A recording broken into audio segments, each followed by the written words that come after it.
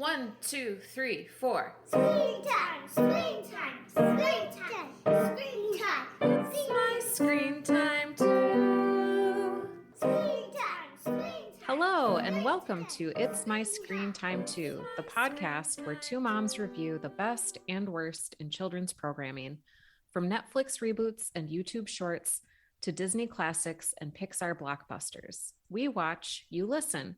Find out what you can tolerate watching for family movie night, what to avoid altogether, and what you'll want to watch alone voluntarily. I'm Deborah. And I'm Katie. And I have 3 kids. Tony is 12, and Libby and Nate are 9. And I have 2 kids. Jay is 6, and Kenny is 3. They're pretty darn adorable, aren't they? They are quite adorable most of the time. So we both like to tell a quick story about how awesome or occasionally awful our kids are, because in addition to being witty and incisive pop culture consumers, we are moms too. Deborah, what have your kids been up to this week? Okay, I know my story last time was about Tony, but I have another one about him. I was driving the kids someplace, and Libby and Nate can't ride in the front seat, so they were like messing around, bugging each other in the back seat, and Tony was riding shotgun, and we were like, it was just like annoying back seat noise. So he like turned around and yelled at them in like a funny voice, "Hey, Big Brother is watching you." Was he at all aware of the context of his remarks? Yes, and that's what made it so funny. And I was like, how do you know about Big Brother? We can be friends now. Oh, what a weird moment of like, wow, your baby boy is like becoming an actual human. Yeah, it was cute and funny. And then everybody was laughing. So then Libby and Nate left each other alone for a few minutes, which was perfect. also nice. That's great. How about you? What have your kids been up to? Okay, so a couple weeks ago, I mentioned that Kenny had started berating me as if I were a dog and saying, "Bad mommy." Well, now the natural sibling term to that is, of course, good mommy, when he's feeling like things are going good. And occasionally a pat on the head with that even. I guess I'm just so used to it that the other night we were all cuddling on the couch watching Aladdin, and I was just feeling really lovey towards my children, and I leaned down and I whispered in his ear, "Good Kenny."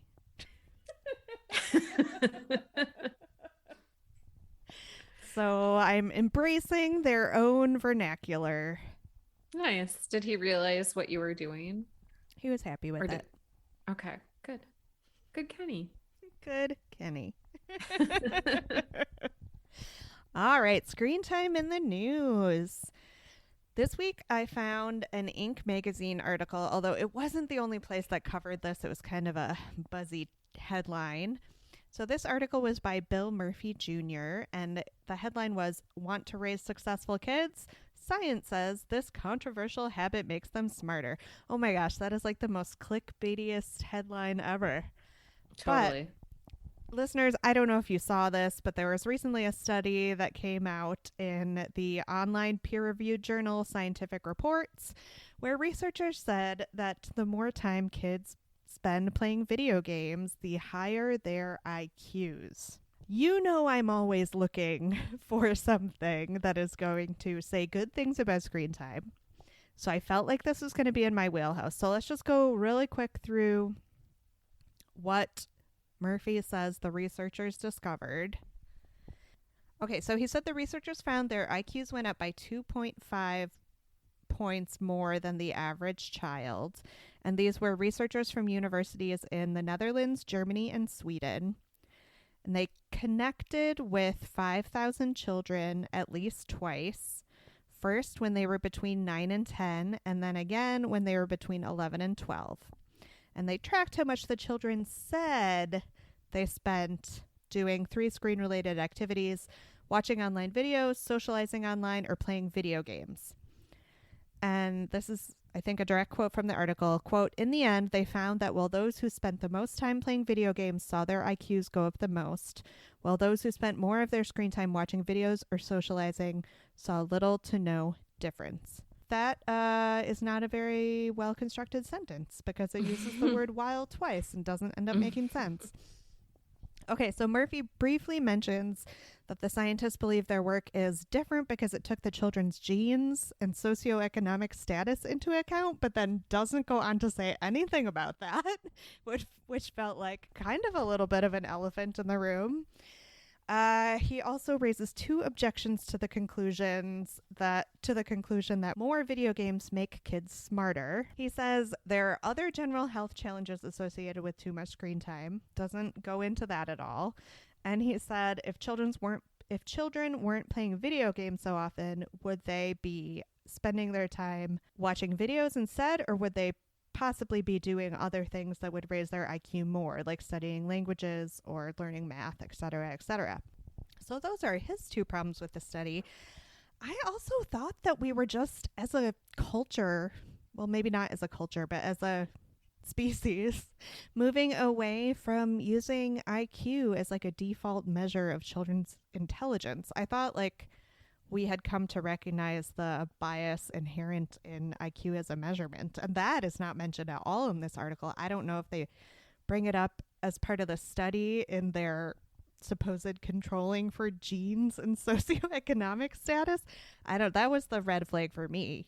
I wanted to believe this. I know. I will say I would like to actually read this study. I probably won't because it's probably behind a paywall that you need a academic library access to get. But I am interested in how they crunched the data and how did they find correlation that was statistically significant? It seems like the video game section was like pretty broad. Like, what games were they playing? Were they playing Paw Patrol Adventureland? Probably not. Were they playing does Wordle count as a video game? No, probably not.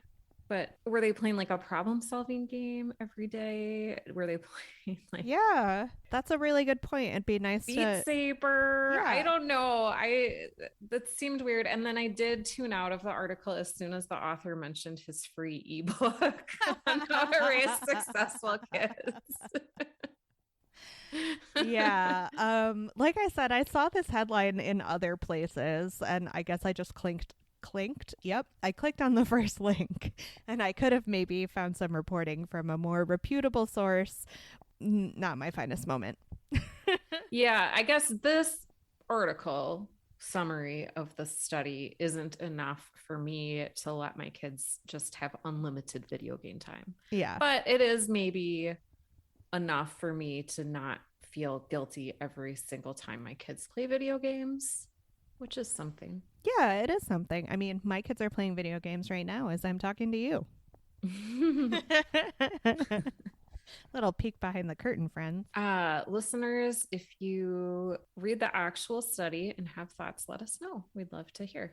Thanks. So today we are reviewing a brand new film on Disney Plus titled Chip and Dale Rescue Rangers. Chip and Dale Rescue Rangers. I'm sorry, I just couldn't help myself. You can't help yourself. You can't help it. Happens.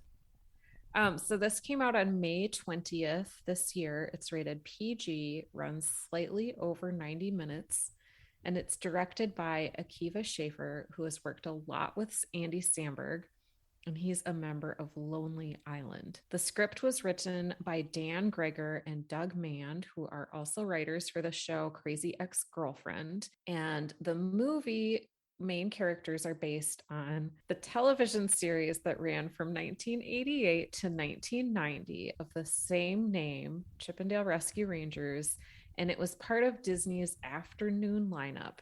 And it recast the classic bickering chipmunk duo as leaders of a crime-fighting team.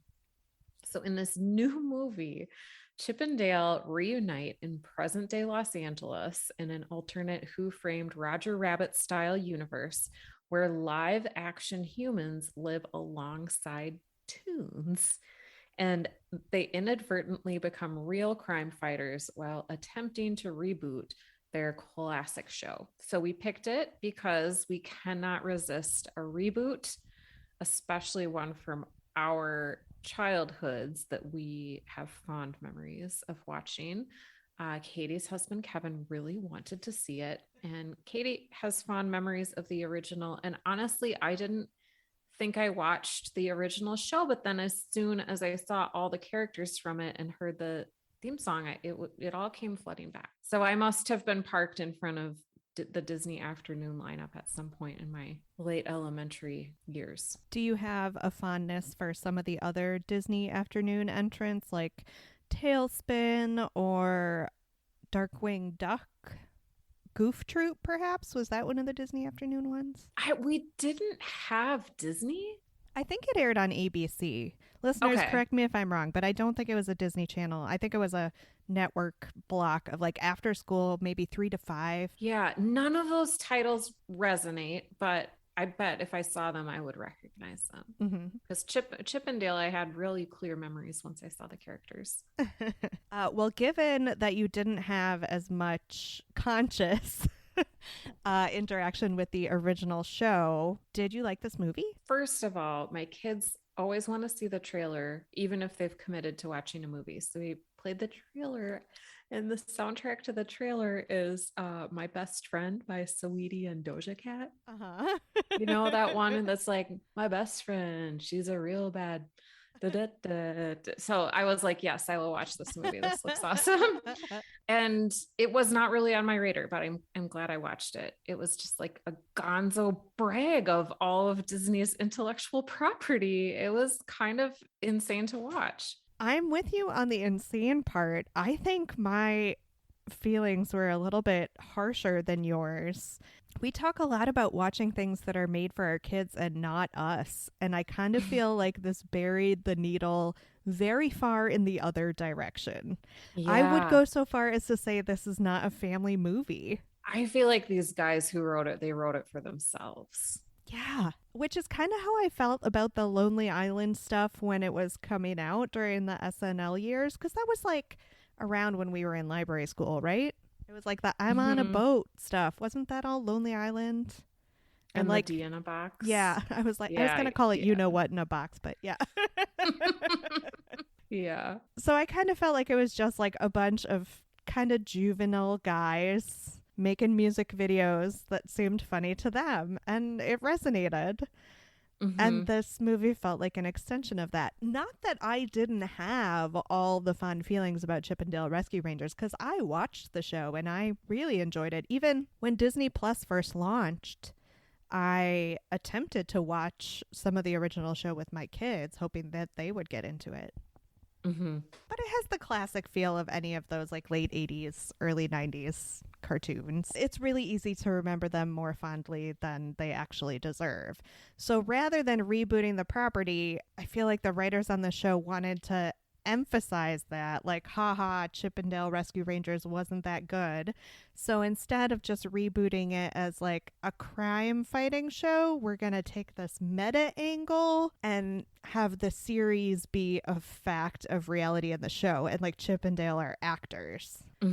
Yeah, I did like the buddy comedy aspect of it, because they're kind of like, they were really good friends. They had this show together, and then was it Chip or Dale who really blew it? Dale blew it. Dale blew it. Their show got canceled. They had this falling out. Chip ends up in a really like sort of sad conventional life. Dale's always struggling. And then so I did like that. It reminded me of that Melissa McCarthy movie where she's a detective. See, I feel like you could have just as easily had that falling out if they were like a real crime fighting duo, and like Chip could have gone on to work for an insurance company under those circumstances.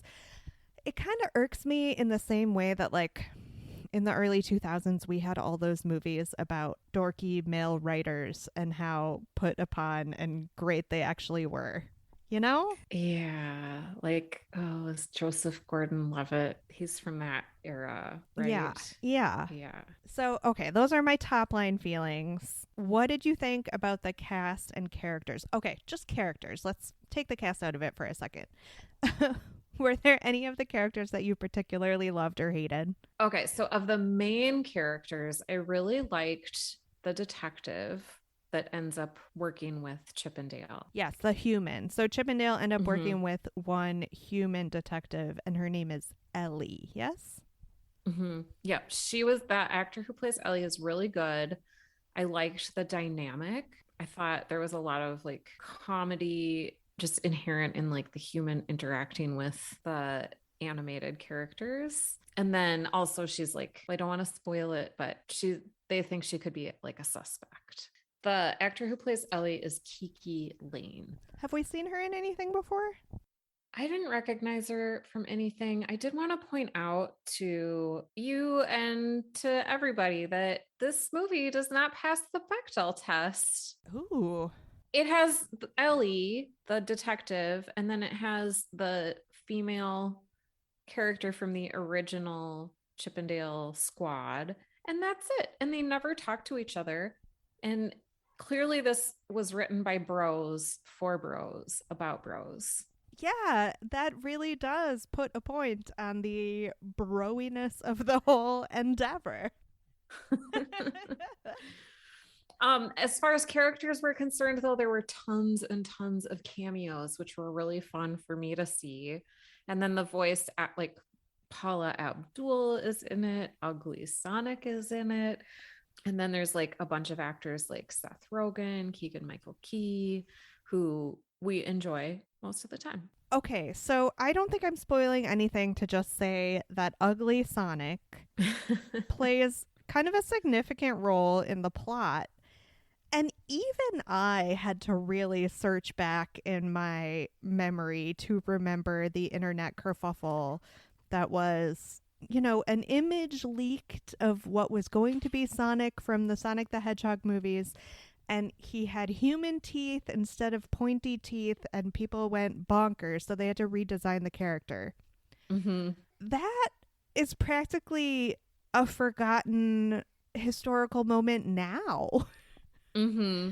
Like, Yeah. let alone, like, I don't know. I thought maybe it wasn't necessarily wise to make so much of the plot revolve around him. Yeah, I remembered that just because the Daily Zeitgeist covered it quite a bit when it happened. And that's one of my major news sources.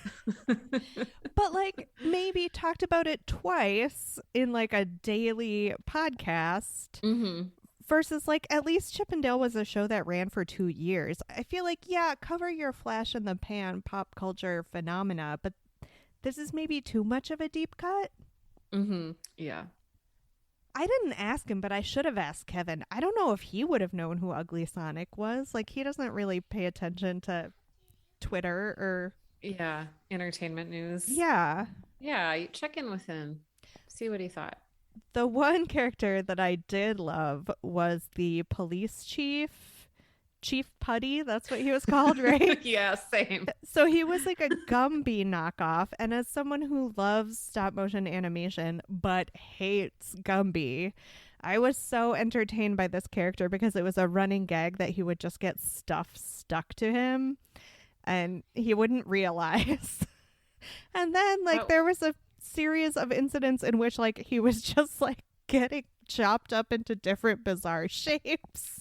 There was like a great Terminator moment where like he just turned into a puddle and went under a door.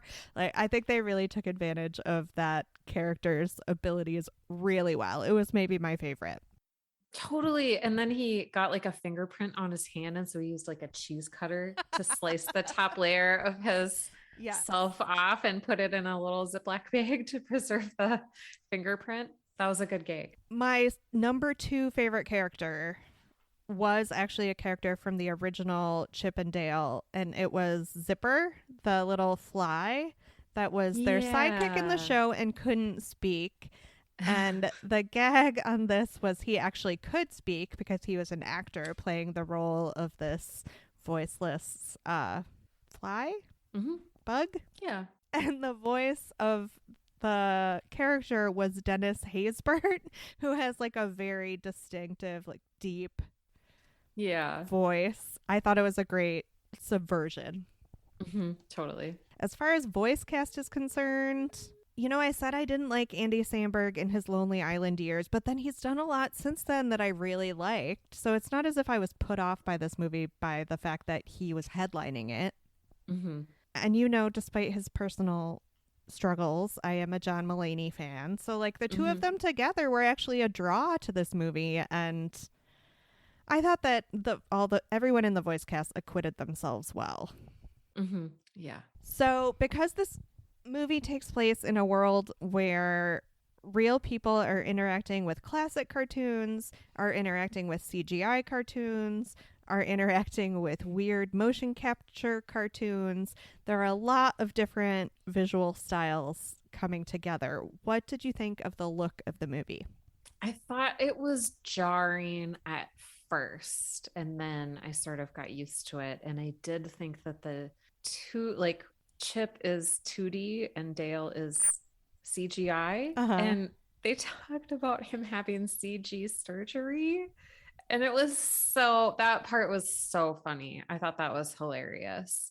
And I just kept thinking about how challenging it must have been to have all of those animation styles. I don't know anything about how animators work, though. So, yeah, you're right. The process of making the movie must have been, there were just a lot of balls in the air. But probably super fun to work on. Yeah. What did you think of the look and feel of it? There was an extended sequence, which again, like, probably won't resonate much beyond this particular bubble in time in which we're in. But there was an extended sequence in which they interacted with motion capture animation in the Uncanny Valley. And I was there for those jokes, like about how nobody could make eye contact and it was hard to tell where they were looking. That was really funny. What did you think about the writing? This was my primary issue. For me, it relied too heavily on references that weren't even necessarily references to the original show, because those relationships are pretty easy to pick out, but just like references to things from the 80s and 90s. Yeah, it's like they had everybody brainstorm for as long as they could about how many inside jokes they could come up with from that specific time. One thing that, I mean, it wasn't in the script, but it was in the movie, is that I did find really funny was all the movie posters. Oh, yes.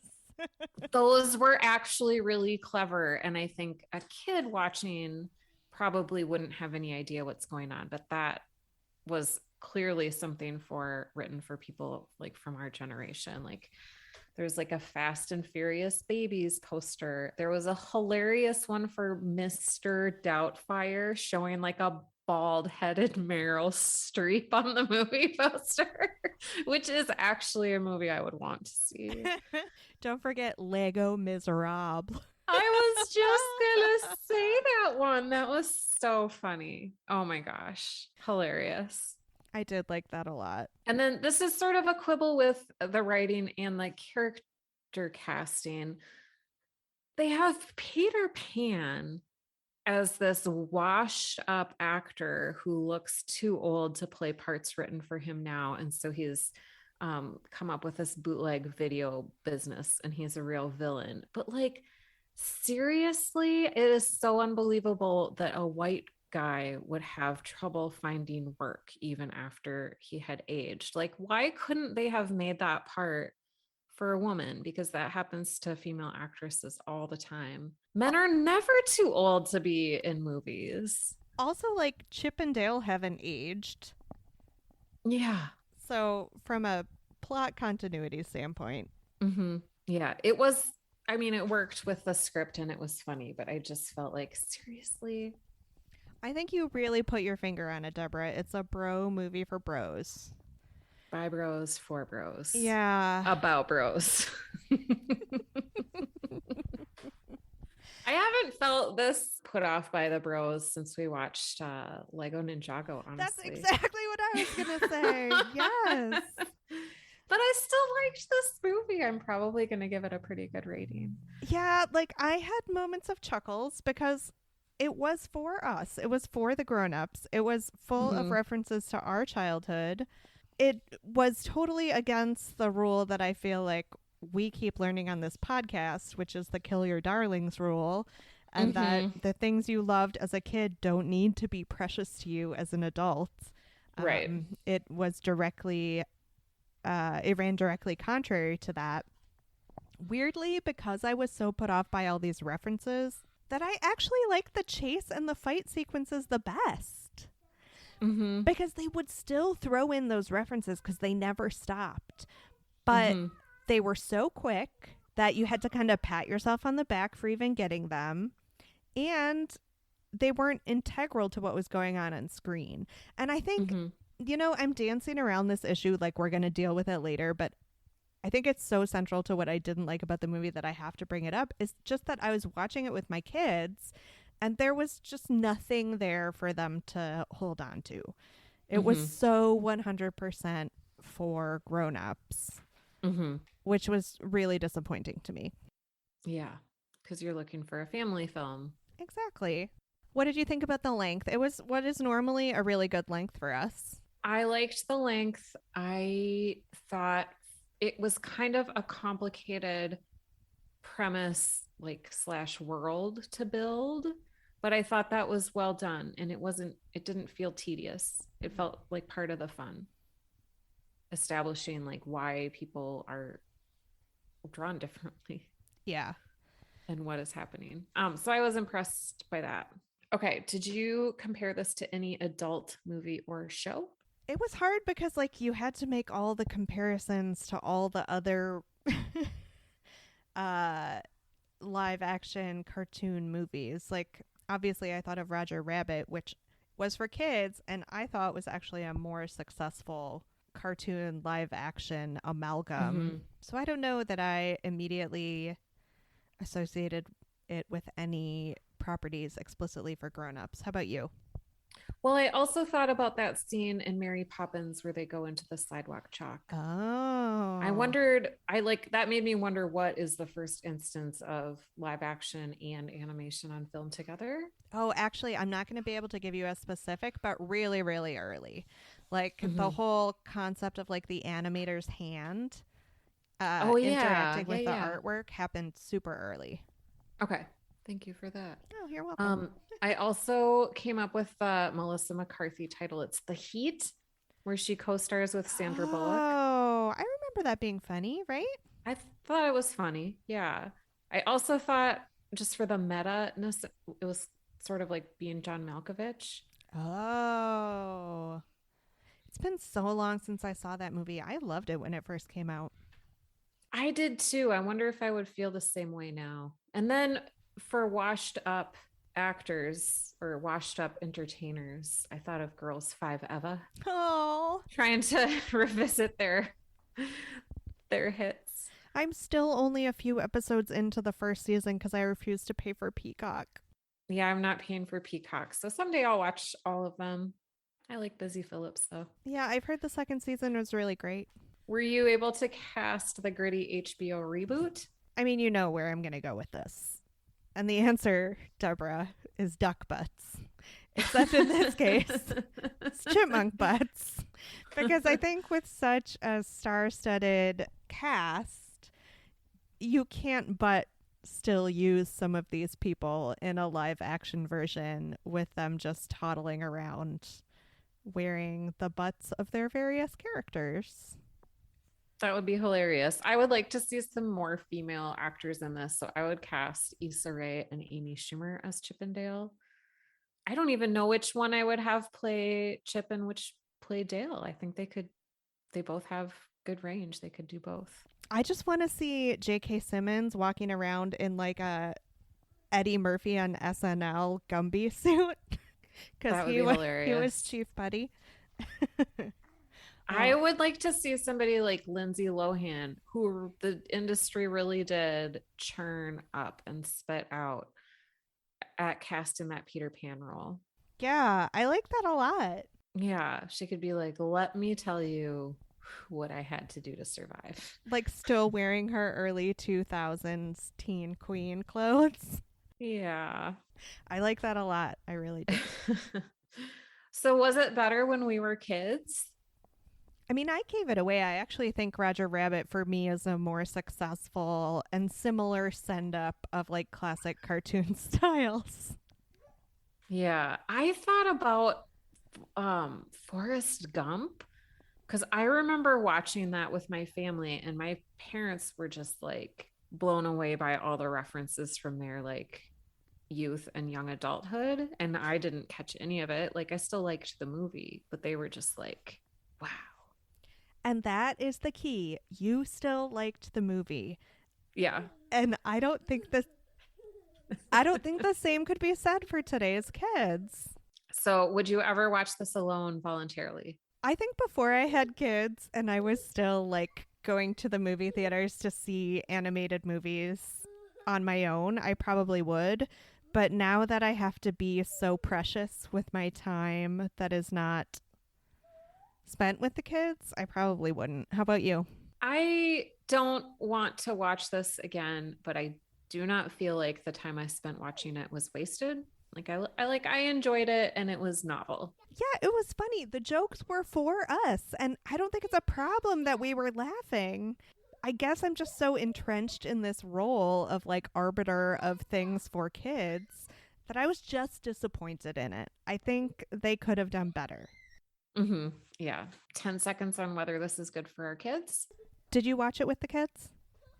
I watched it with Libby, who was homesick, and she really liked it. I think my kids would all like it because they love watching stuff that is fast paced, because they're kind of outgrowing the classic. I mean, they would still watch a classic Disney film, but this is an animated film that has more to appeal to an ADHD brain.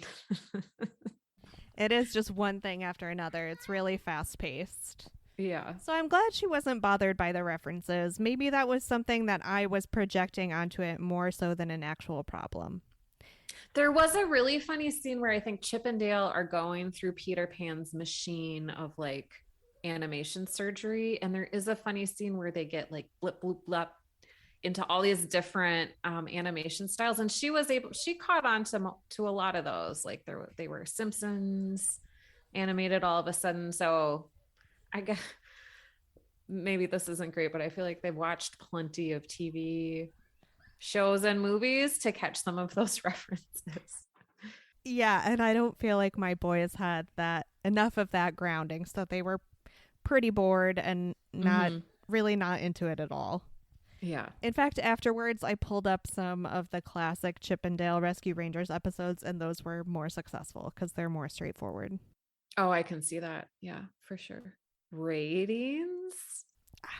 It's like whether you're in the mood for something that's just for you or not. Like, I kind of just want to give it a 3. Yeah, I'm kind of mad about the not passing the Bechdel test, like broiness of it, but I still think it was pretty good. So I'm going to give it a 4. Yeah, it's hard because it was definitely fun. There are a lot of jokes. There are a lot of solid jokes. I just could have used more going on around the jokes. Listeners, please let us know what you thought of Chip and Dale Rescue Rangers, and thanks for listening to this episode of It's My Screen Time Too. Please rate and review us on Apple Podcasts or your podcast platform of choice. Check out our website at myscreentime2.com, and you can find us on pretty much all the socials, Facebook, Instagram, Twitter, and even Gmail at myscreentime2. Send us your show or movie suggestions, article recommendations, or general comments about the show. Our theme music was composed and performed by Deborah and her adorable children, and our podcast is produced by me, Katie. Tune in next time for more real talk about the movies on TV beloved by kids and tolerated by parents. Bye! Bye! Screen time, screen time, screen time, screen time. My screen time.